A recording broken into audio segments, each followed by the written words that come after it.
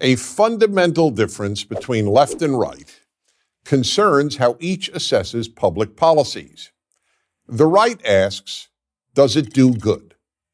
The left is more likely to ask a different question. Take the minimum wage, for example.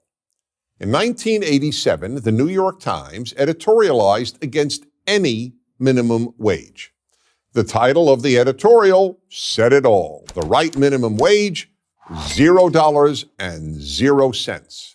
There's a virtual consensus among economists, wrote the Times editorial, that the minimum wage is an idea whose time has passed. Raising the minimum wage by a substantial amount would price working people out of the job market. Why did the New York Times editorialize against the minimum wage? Because it asked the question, does it do good? But 27 years later, the same New York Times editorial page wrote the very opposite of what it had written in 1987 and called for a major increase in the minimum wage. In that time, the Times editorial page had moved further and further left and was now preoccupied not with the question, does it do good, but with the question, does it feel good? And it feels good to raise poor people's minimum wage. Yes. A second example is affirmative action. Study after study, and more importantly, common sense and facts, has shown the negative effects that race-based affirmative action has had on many black students. Lowering college admission standards for black applicants has ensured a number of awful results. Just to cite one, more black students fail to graduate college. Why? Because too many have been admitted to a college that demands more academic rigor than they are prepared for. Rather than attend a school that matches their academic skills, a school where they might thrive, they too often fail at the more demanding school that lowered its standards to admit them. It's clear that supporters of race-based affirmative action ask, does it feel good, rather than does it do good? A third example is pacifism and other forms of peace activism. Many people on the left have a soft spot for pacifism, the belief that killing another human being is always wrong.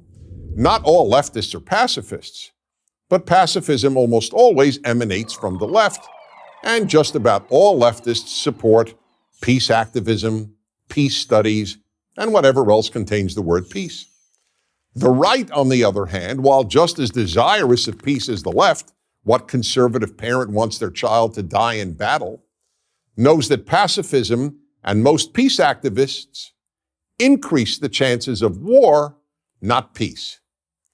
Nothing guarantees the triumph of evil like refusing to fight it. Great evil is therefore never defeated by peace activists, but by superior military might. The Allied victory in World War II is an obvious example. And violent Islamists today need to be killed before they behead, enslave, and torture more innocents. Supporters of pacifism, peace studies, American nuclear disarmament, and American military withdrawal from countries in which it has fought do not ask, does it do good? Because it almost never does good. Did the total withdrawal of America from Iraq do good?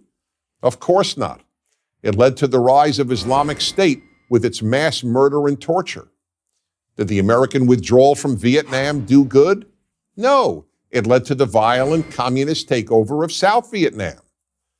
On the other hand, because American troops did not leave South Korea, Japan, and Germany, those countries have become three of the most prosperous and free countries in the world. So then, why do liberals support a higher minimum wage if it doesn't do good? Because it makes them feel good about themselves.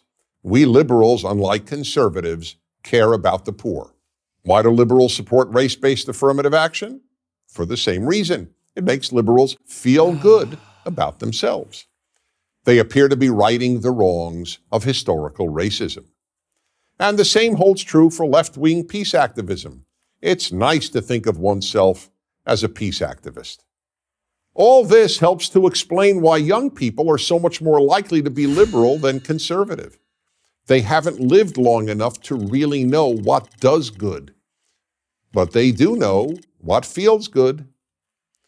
As society moves further and further to the left, so does the preoccupation with feeling good over doing good.